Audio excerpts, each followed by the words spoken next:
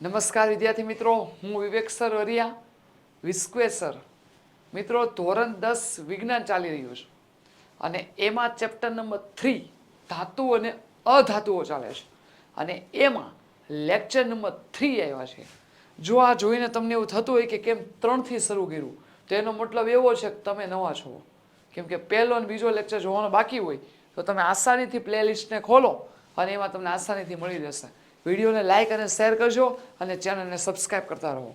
તમને કોઈ પણ પ્રશ્ન હોય તો કોમેન્ટ બોક્સમાં જણાવો. લેક્ચર નંબર 3 તરફ આગળ વધીએ. પહેલો પ્રશ્ન, વિસ્થાપન એટલે શું? એફી અને સીયુ. પહેલા ચેપ્ટરમાં પ્રશ્ન આવ્યો, એફી અને સીયુ પૈકી કઈ ધાતુ વધુ પ્રતિક્રિયાત્મક છે? શા માટે? તો જે પ્રક્રિયામાં વધુ સક્રિય ધાતુ ઓછી સક્રિય ધાતુને એના સંયોજનના દ્રાવણમાંથી કે પીગાળેલા સ્વરૂપમાંથી વિસ્થાપિત કરે તેને કહેવાય વિસ્થાપન પ્રક્રિયા. અને એફી અને સીયુમાં એફી વધુ પ્રતિક્રિયાત્મક છે, કારણ કે સીયુ કરતાં એફી વધુ સક્રિય ધાતુ છે, એટલા માટે સીયુ કરતાં એફી. ચાલો, કોણ વધારે છે કોણ ઓછા છે પ્રતિક્રિયાત્મક એ આપણે જોઈ લઈએ. તો જો, ધાતુની પ્રતિક્રિયાત્મકતા અથવા સક્રિયતા શ્રેણી કોને કહેવાય? જુદી જુદી ધાતુઓને તેની પ્રતિક્રિયાત્મકતાના ક્રમમાં ગોઠવો તો તમે આસાનીથી જુદી જુદી ધાતુઓને તેની પ્રતિક્રિયાત્મકતાના ઘટતા ક્રમમાં ગોઠવતા બનતી શ્રેણીને સક્રિયતા શ્રેણી કહેવાય. જો કઈ કઈ છે? Potassium, sodium, calcium, magnesium, aluminium, zinc, FE લોખંડ, લેડ, હાઇડ્રોજન, તાંબુ, કોપર, એચજી પારો, મર્ક્યુરી, એજી ચાંદી, એયુ સોનું. તો સૌથી ઉપર રહેલી ધાતુનું પ્રતિક્રિયાત્મકતા સૌથી વધારે. ઉપરથી નીચે તરફ આવો તો સૌથી કેવી આવે? ઓછી. તો આ તમારે વધારે ને ઓછી કોની હોય? અને પ્રતિક્રિયાત્મકતા ઘટે છે. શા માટે સોડિયમને કેરોસીનમાં રાખવામાં આવે છે? સોડિયમ અને અતિ સક્રિય ધાતુ છે. સોડિયમ કેવી ધાતુ છે? અતિ સક્રિય ધાતુ છે. સોડિયમ અતિ સક્રિય ધાતુ છે અને એ ધાતુ હવામાનના ઓક્સિજન સાથે પ્રક્રિયા કરે અને એ સોડિયમ ઓક્સાઇડ બનાવે છે અને એ વાતાવરણમાં ભળે તો શું થાય છે? વિસ્ફોટક થવાનો ભય રહે છે. આથી એને કેમાં રાખવામાં આવે? કેરોસીનમાં રાખવામાં આવે છે. નીચેની પ્રક્રિયા માટે સમીકરણો લખો. વડા આ બોર્ડમાં પૂછાઈ ગયેલો છે, આવી શકે છે પ્રશ્નપત્રના બોર્ડમાં. મોસ્ટ ટાઈમ સવાલ.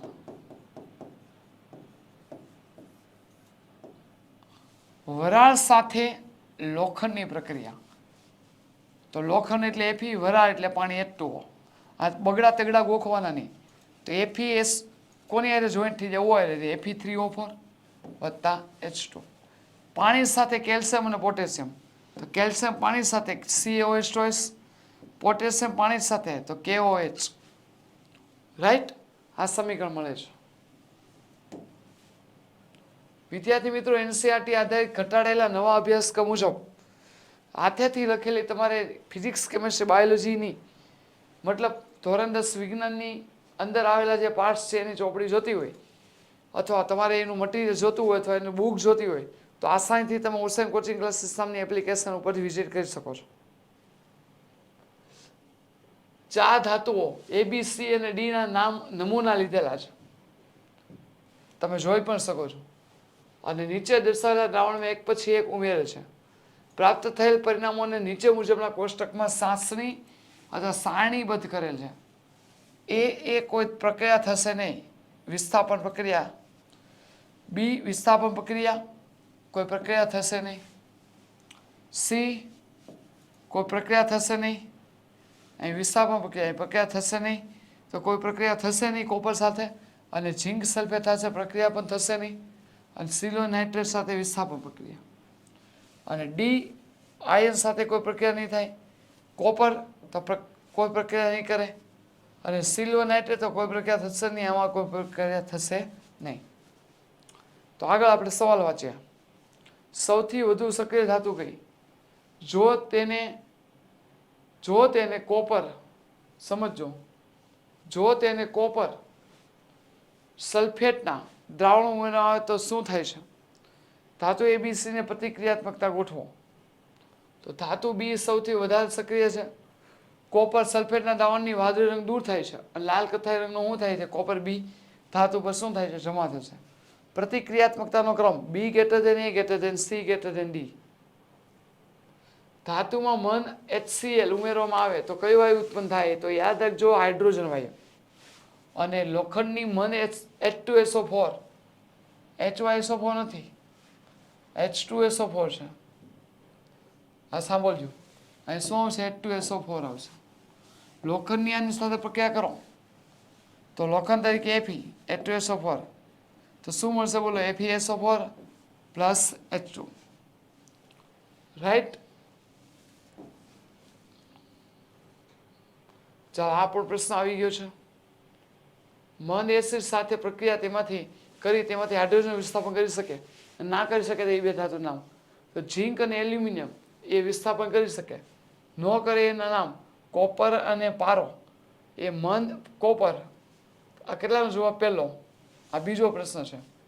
બીજો પ્રશ્ન, પહેલાનો ઝીંક આવ્યું અને એલ્યુમિનિયમ આવ્યું અને કોપર આવ્યું. ચાલો, બે ધાતુના નામ આપવાના છે, તો કઈ રીતે થશે? બોલો. તો પારો એ મન એસિડમાંથી હાઇડ્રોજન વાયુનું શું કરે છે? વિસ્થાપન કરી. શું કરી શકતી નથી? વિસ્થાપન કરી શકતી નથી. વાયુઓ HE આ ધાતુઓ અને અધાતુઓની ઇલેક્ટ્રોન રચના. તો બોલો, હિલિયમની ઇલેક્ટ્રોન રચના કેટલી છે? બોલો, હિલિયમની ઇલેક્ટ્રોન રચના પરમાણુ ક્રમાંક કેટલો છે? 2. હિલિયમની ઇલેક્ટ્રોન રચના સમજવા માટેનો પરમાણુ ક્રમાંક લઈ લો. પહેલી કક્ષામાં 2, વાત પૂરી. નિયોનનો પરમાણુ ક્રમાંક કેટલો છે? 10. પહેલી કક્ષામાં હંમેશા 2 સમય, બીજીમાં 8, 18, 32 સમય આવી ગયા. તો બોલો, નિયોન માટે 10, તો 2, 8, KJMN, KLMN. સોડિયમ એટલે 11 છે, એટલે 2, 8, 1. મેગ્નેશિયમ એટલે 12, તો 2, 8, 2. પહેલી કક્ષામાં 2 સમય, પછી બાજુમાં જવું પડે, 8 પૂરા કરવાના અહીંયા. એલ્યુમિનિયમ તો 13, 2, 8, 3. આ રીતે અધાતુ તો nitrogen, oxygen, fluorine, phosphorus, sulphur અને સિવિલ આ આવશે, રાઈટ? ચાલો, આયનીય સંયોજનો અથવા વિદ્યુત સંયોજિત સંયોજનો એટલે શું? ઉદાહરણ આપી સમજાવો. ધાતુમાંથી અધાતુમાં રૂપાંતર કરવાની ક્રિયાને આયનીય સંયોજનો કહેવાય. Na માંથી Na++ ઇલેક્ટ્રોન માઇનસ. આ જ પ્રમાણે ક્લોરીનનો પરમાણુ ક્રમાંક કેટલો છે? 17. તો ઇલેક્ટ્રોન અહીં ઉમેરા અને જો પ્લસ હોય તો ઇલેક્ટ્રોન બાદબાકી કરવાની. 2, 8, 8 આવશે. ક્લોરીન કેટલા આવશે? 2, 8, 8. કે એનો પરમાણુ ક્રમાંક કેટલો છે? પરમાણુ ક્રમાંક 17 છે. 2, 8, 7 થાય.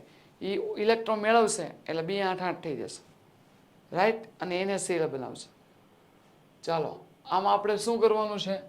ઇલેક્ટ્રોન બિંદુ નિરૂપણ કેવી રીતે આવશે? બોલો, ઇલેક્ટ્રોન બિંદુ નિરૂપણ Na + Cl માં. તો બોલો, ક્લોરીન હતો, હા સર, પરમાણુ ક્રમાંક કેટલો હતો? 17. સર, 2, 8, 7 થાય, હા. સોડિયમ માટે કેટલા આવશે? 11 આવશે.